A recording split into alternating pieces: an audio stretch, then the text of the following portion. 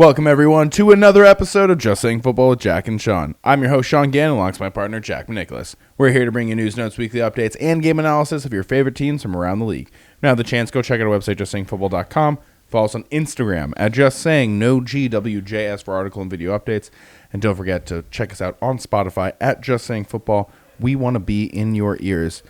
It's been some time since we got to be in the studio. The Pro Bowl happened. Terrible. Yeah. We had to take some time, just to, an Aaron Rodgers retreat of sorts after our team's playoff losses and accepting the fact that, it is officially Super Bowl time and the season, it's officially coming to an end. Every week I'm like, wow, I can't believe how fast it's going. And now it's like we're a couple days from waiting 8 months for football. 8 months, and that's always the worst time. But we got some awards to get into. We just want to look back and just give some congrats to some players out there who had great seasons. So before we jump into that, we got some news notes happening around the league. Broncos have officially hired Sean Payton to a 5-year deal through the 2027 season. In return, the Saints have received the Broncos' 2023 first-round pick, which is the 30th overall pick. That's from San Francisco. Yeah. And a 2024 second-round pick. Moving along, wide receiver A.J. Green has officially retired from the NFL. One of the best of our generation. Of our generation, absolutely. Georgia, product, 4th overall pick. After 11 seasons, he's going to finish a 7 times Pro Bowler, 2-time second-team All-Pro, and he'll go along with 727 receptions, 10,514 yards, and 70 receiving touchdowns. It's a great season. And a couple of crazy Hail Marys. And he's a professional juggler. He is a professional juggler. We can never forget that. We've seen it against the Browns. He is that. Oh, man. It was absolutely wonderful. And my favorite news of the week, that Minnesota has hired Steelers linebacker coach and former Dolphins head coach Brian Flores as their defensive coordinator. Yeah. And in Giants coaching news, Mike Kafka and Wink Martindale are I'm getting nervous now. I'm getting a little nervous Wink now. will stay. Kafka might be He's going for a couple interviews with the Cardinals. I'm like, what are you doing, man? Stay out of Arizona. Did we just talk about the Cardinals coaching positions? Stay out of Arizona. That's all we got to say. All right, let's jump into this award show. Let's kick it right off with our Offensive Rookie of the Year. Jack, who is your Offensive Rookie of the Year? Well, I just want to remind the people at home, all the good people, that this is officially our award show, not the NFL honors. These are people that we personally believe that would win this award, in our hearts. So I just want to start that off. My Offensive Rookie of the Year is Kenneth Walker III from Seattle Seahawks. I mean, in the beginning of this year, Chris Carson and Rashad Penny were at the top of the depth chart. We saw this kid come in after a couple of those two running backs got injured. And, I mean, what a season from him. He dealt with some injuries himself. But, I mean, when you're looking at it, he had less than 8 carries in those first 4 games, which many people may use against him in this Offensive Rookie of the Year race. But when he was able to come after that and get about 19 to 20 carries a game, they won 6 out of 7 games because of him. I think that the fact that he was able to have 1,000 yards and 9 touchdowns in this offense that we really didn't expect much from, he really gave them a boost, helped Geno Smith a lot. I think the way that he was able to impact this team and help them get to the playoffs was a huge bonus for me. So Ken Walker is my official Offensive Rookie of the Year. Your award's in the mail. I love it. Nothing wrong with Ken Walker. I thought he had a great season. Honestly, Breece Hall to me was the guy at one point that was going to win this award. Yeah. But I look at his rookie running mate, Garrett Wilson, who I thought had a great season. I totally agree with you. Huge factor for Kenneth Walker of their playoff run. But for me, I'm looking at Wilson and what they expected from him with the Jets and what was going on with Elijah Moore not being happy with the offense. Then you look at the quarterback situation. You start week 1 with Joe Flacco. Then Zach Wilson comes in. Then you have everything going on with Zach Wilson. Getting benched, coming back, getting benched. Then you got Mike White. You're playing with 3 different quarterbacks your rookie season. A team that is predominantly strong only on defense. You got tons of injuries happening to your running back and your offensive line positions. And you're out there and you still get over 1,000 yards for 4 touchdowns. That says something about how you are. You lived up to those expectations as a first rounder. I really thought Garrett Wilson had a great season. Yeah, I agree. I think that if anybody's kind of the straightforward kind of shot like that, it really carries Garrett Wilson, just how he was able to actually win those games. Good for him. A lot of their big wins actually came, when he had like multiple touchdowns, over 8 catches. I'm very kind of excited to see what he does. And I think Garrett Wilson is the perfect segue into the defensive rookie of the year. Yeah. Because this is a no question for Just Saying Football. Who won this defense? Who should win this defensive rookie of the year? Yeah, a unanimous It should vote. be unanimous. This should be the NFL honors. If this is not the pick for the NFL honors, I give up. But even with the NFL honors, we're going with Sauce Gardner, both of us. There's a multitude of reasons, leading the league in passes defended, 75 tackles, for a guy his size. The Jets definitely made, the right choice picking him as the first cornerback in the draft. And only a 62 passer rating against him. I mean, there's not many corners in the NFL in general that just shut down people. And I know that, we were just so huge on him coming to the offseason. And the fact that he worked out, it's been so awesome to see. He came on the NFL Network and said they drafted me 4th overall. Mm-hmm. They had high expectations. I felt like I lived up to those expectations. Yeah. And honestly, I totally agree with him. He absolutely lived up to those expectations. He deserves to win this award. Also, some other considerations: Tariq Woolen and Aiden Hutchinson. Also, though, got to give some shout outs to some other defensive rookies. But Sauce Gardner, first rookie since the 60s, far and above the rest to get an All-Team Pro. Honors in his rookie in your season. Rookie year. Not really, many can say that. Not many at all. All right, let's keep this moving along. Offensive Player of the Year. You want me to go, or you want to go? I would like you to go. I can see that Sean knows the right answer here. The answer I want, because he's not going to win MVP. It's got to be my guy. Because he should win MVP. He should win MVP, but it's not going to happen because he's a wide receiver. It's my man, Justin Jefferson. All right, I got to go with him as my Offensive Player of the Year. 128 receptions, 1,809 yards, 8 touchdowns, led the league in receiving yards.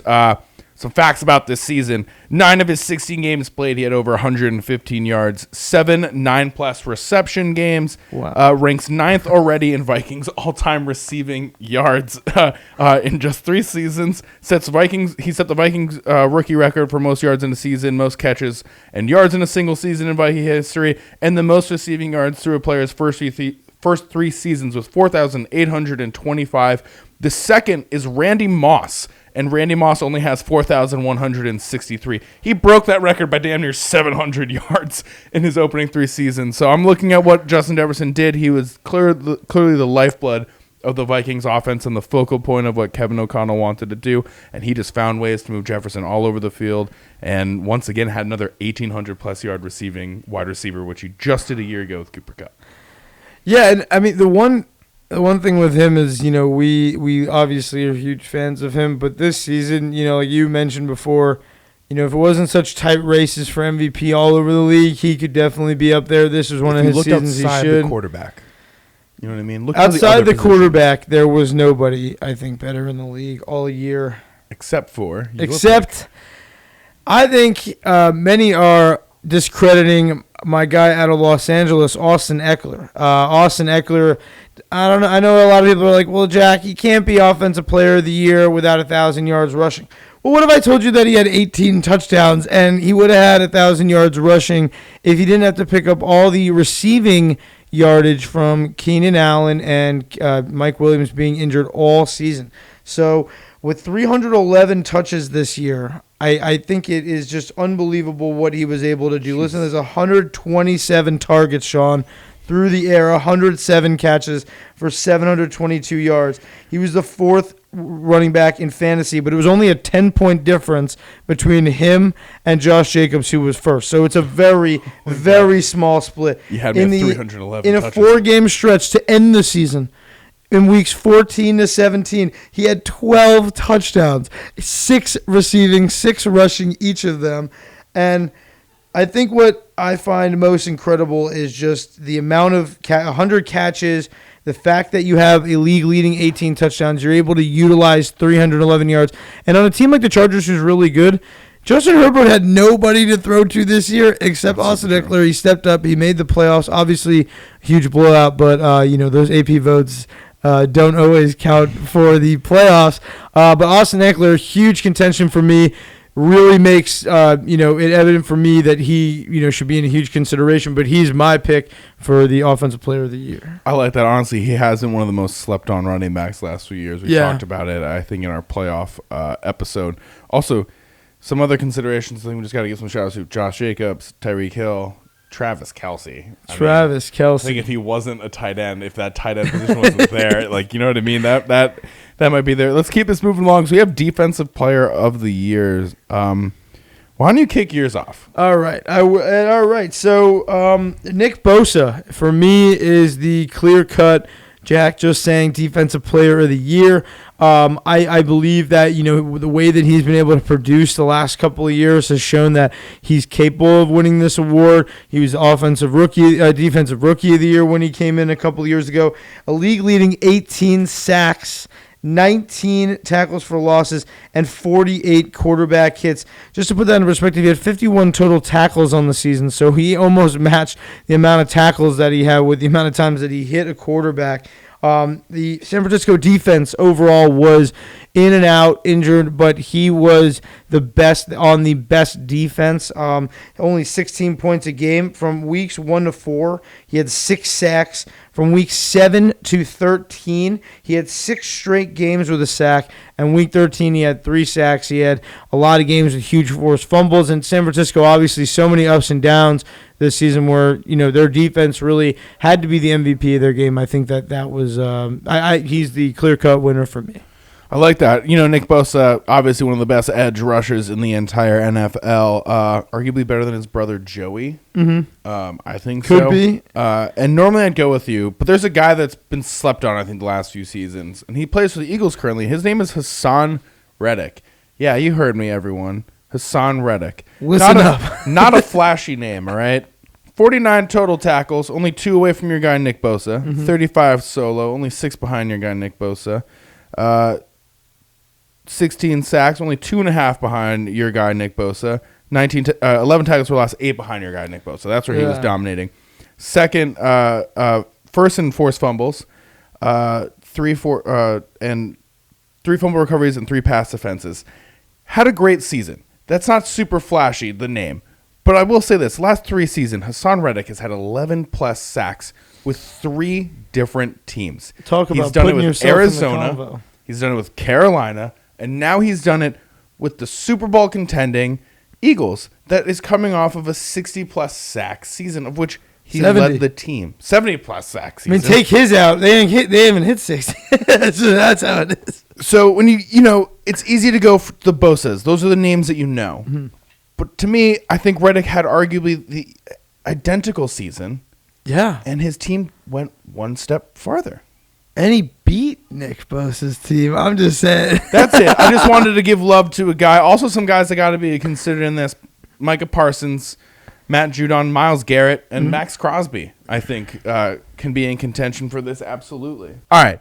Let's keep this moving along. We got our comeback player of the year. I'm going to go first in this one. I'm sorry, buddy. Go ahead. I got to give a shout out to my guy, Geno Smith.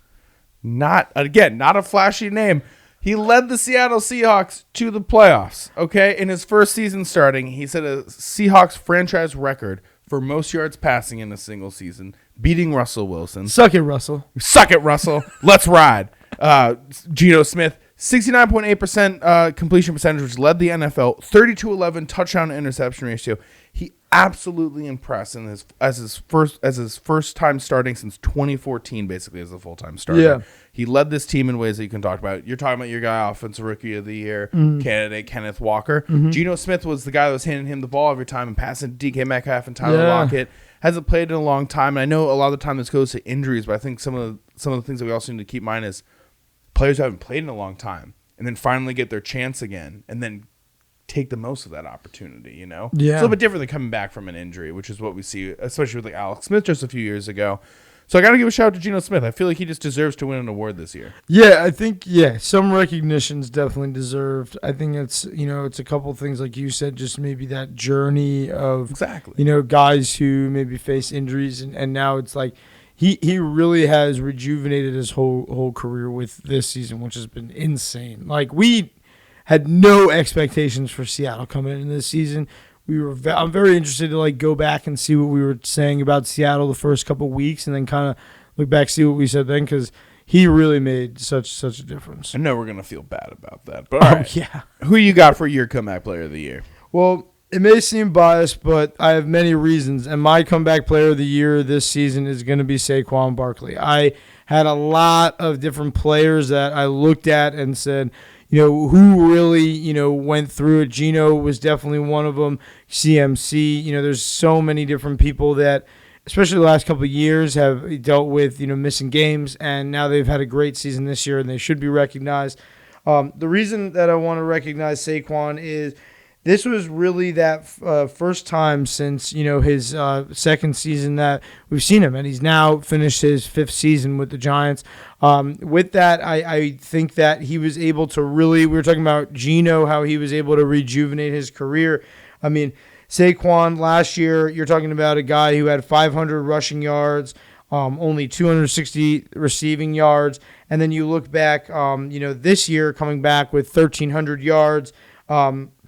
He was able to start it off with, a huge win in Tennessee, and he kept that going. He was a huge factor for a team that made the playoffs, and I think that's a big thing we were talking about with Geno too, is like you help your team get past that threshold. That's like what makes you win this award. For me, he was able to dominate on so many levels, and 2 years ago he rolled over an ankle, and 3 years ago he was, he hurt his ACL. So now he's really able to come back, and I think that this season was like really great for not only Giants fans but just NFL fans who wanted to see Saquon get back to that level. And I think that he did. I'm very excited to kind of see what he does next, whatever he does. Yeah, absolutely. So let's keep this moving along. We got Coach of the Year. There's a lot of good coaches this year. A lot of good coaches, including 2 of them in the Super Bowl right now. Handful of playoff coaches, but who you got for this one? Well, this was another really tough one. Kyle Shanahan. There's so many different guys that had a lot of teams that were injured.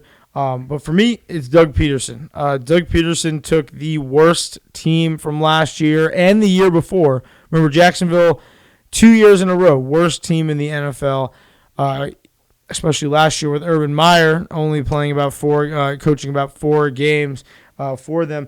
Literally, this was one of the biggest turnarounds that we saw, and I think that really shows, especially like a guy like Doug Peterson, a veteran Super Bowl winning coach. You go to a new place, that's completely different. You make your quarterback look great, your running back look great. Christian Kirk looked great. Everybody really had an opportunity to flourish. The defense was one of the top defenses of this year, and that's definitely something that comes with him. With this team, it really showed me after their bye week why he should be the coach. It wasn't really clear who was going to win this division. We didn't really know what Tennessee was going to look like down the stretch for the season. And when they went to their bye week, they went into Baltimore and they mounted this huge comeback. And then they got destroyed by the Lions. And then they just adjusted and they won 6 straight to get in the playoffs. And then they had the 3rd biggest comeback in NFL history. Again, the awards, I don't think the playoff thing should really push that, but it definitely showed me what I needed to know about Doug Peterson, that he really fixed this team up. And it's just one of the great coaching jobs that we got to see this year. And he's my guy just because this Jacksonville team was the definition of a dumpster fire. And now they look pretty great. Yeah, especially after Urban Meyer last year, like you just talked about, this is what you were hoping it could be, especially when they got Trevor Lawrence. I'm looking at the coaches, and I, of course, would love to go my guy, Kevin O'Connell, but I feel like he gets a pass. Not like a pass, but easier team to work with. I'm looking at Brian Dable, man. Ooh, looking at my guy. Yeah, I'm looking at your guy. We live in New York. We know the last decade or so for the Giants and the Jets have been brutal, and it's been hard for there to be a winning culture in football in New York. And finally, with Saleh and Dable, we got that winning culture. What Dable showed this year is that he is the guy. He brought the attitude to the team. He got them to the playoffs. They won on the road in the playoffs against the Vikings in a tough environment. These are things that are check boxes that you look at with coaches. You could clearly see that the team was super competitive. He got the most out of Daniel Jones despite a 15-5 touchdown to interception ratio in a passing league. Saquon Barkley, like you just mentioned, has comeback player of the year over 1,300 yards.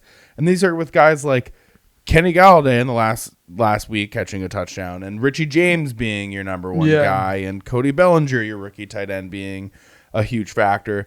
And to me, that's just really, really impressive because I don't think anyone expected the Giants to be too much of a competition this year. No one expected them to be a playoff team this year. And here they were, 1-1 in the playoffs. Dable leading the way. I think you got to give him credit. And for me, also with Peterson, he's already a Super Bowl winning coach. Yeah. All that Brian Dable was before this was an offensive coordinator. No, I agree. He's, I have Saquon, but if Brian Dable wins, it's much well deserved. Just something to keep in mind. Doug Peterson is 6 years ago, won a Super Bowl. But did he win it with Trevor Lawrence? No, he won it with Nick Foles and Philly. The thing I find very impressive, like you said, though, Dable, the turnaround for Saquon and Jones, the offensive line looked better, the defense, just hiring the right staff around him. I think it was just evident every game, like, what moves he was making were correct and stuff like that. When you have a star player like Leonard Williams on your defense at the very last week of the season, of their season after the divisional game, in the media room, in the locker room, clearing out, being like, I want to take a pay cut to keep playing with these guys. That shows that you've instilled the right coaching that players want to be around and be a part of. Yeah, I agree. So, Coach of the Year, Brian Dable. All right, let's do the song. This is the only award that people really seem to care about. The most valuable player. Oof. I'll kick off. You did the coaches. It's the least I can do. I'm looking at my guy Jalen Hurts, the quarterback for the Eagles. All right.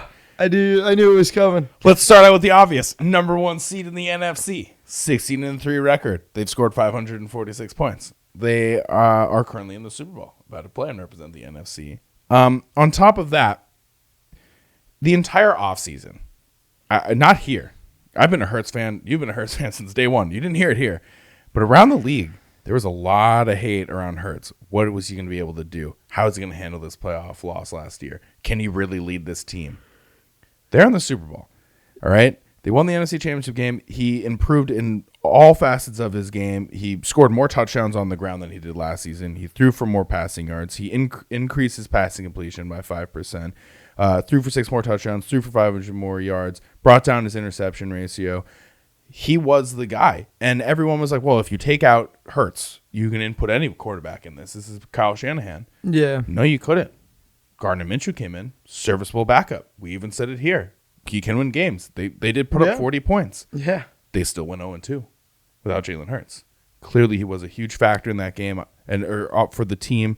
Look, 165 carries, 760 on the ground, 13 touchdowns, 66.5% completion, 3,701 yards, 22-6 interception to touchdown interception ratio. Oof, that was interception touchdown. That was bad. But I'm looking at what Jalen Hurts did this season. I think he answered everyone's question in the offseason. He put all the haters in doubt, and he's maintained just being a humble guy who just wants to work hard and win a Super Bowl and just continue to do that. And yeah, I don't know, man. If that's on MVP, I don't know what is.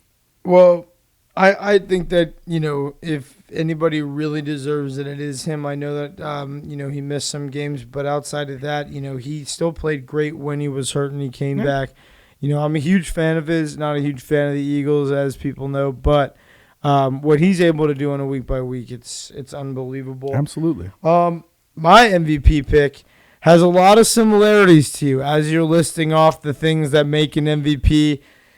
First seed in the playoffs, 13 wins, having a, incredible season, maybe leading the league in categories such as, passing yards, touchdowns, things like that I believe my man Patrick Mahomes is going to take.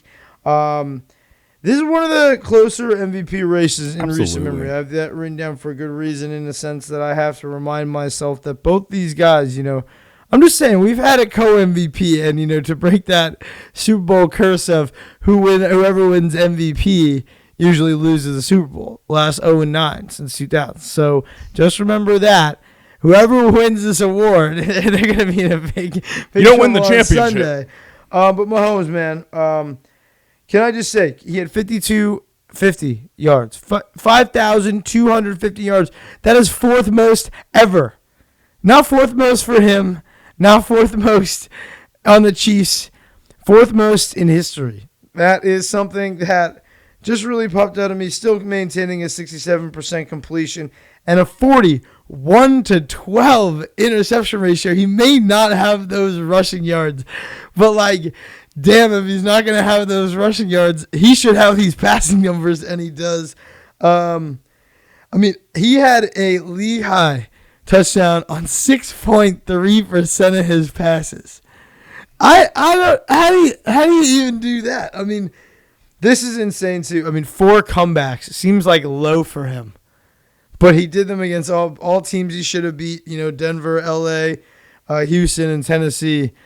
But man, what do you think about that? It's just it's madness. Look, Mahomes madness. Mahomes always an MVP candidate. I'm pretty sure he's the favorite right now. And look, there's nothing wrong with going Mahomes as the MVP winner. But to me, it's like they both deserve it so bad. But to me, the huge difference, not to harp on this, but is everyone can say comfortably that they would have expected Mahomes to be here. Can everyone say that Jalen Hurts, come Super Bowl weekend, was going to be in this position? No. And you got to give credit where credit is due. Now, if you want to be like really give credit where credit is due, you don't go quarterback position at all, and you should have given it to Cooper Kupp last year. Yeah. And Justin Jefferson this year. Maybe not him. Not him. That's how I don't know what I want to get to. But I'm like, I don't know. But maybe we have to also start to reevaluate the MVP award as a whole. Is it always, or should it always go to a quarterback? I don't know. Should Travis Kelce get it every year? I don't want to get you started. He should, honestly. God damn, he's so good. But yeah, that's the award show for 2022. It's a great Super Bowl matchup this year. It's 2 MVP candidates, which is not something that you get very often. 2 number 1 seeds in their respective conferences. There's a lot of similarities. Best passing offense, the best passing defense. It's just a lot of great stuff happened in this game. Make sure you get ready for the Super Bowl. Yeah, 6:30 kickoff. Yeah, we're gonna have an episode for you coming out before. Make sure to check that out. We'll have a couple of our favorite bets, favorite X factors, our game picks, and why you should be watching that game. Going to be a humongous one. Yeah, so make sure you check it out because that's all the time that we have here. Yeah, and always remember to check us out on justsayingfootball.com, Just Saying Football on YouTube and Spotify. Hit those subscribes. Go show us some love. Go show us some comments. Show us whatever you want to see in this offseason coming up. Going to be a huge offseason, a lot of shows. And always remember to stay updated. Just Saying, no GWJS for all your article video updates. Thank you for watching and enjoy the awards. Enjoy.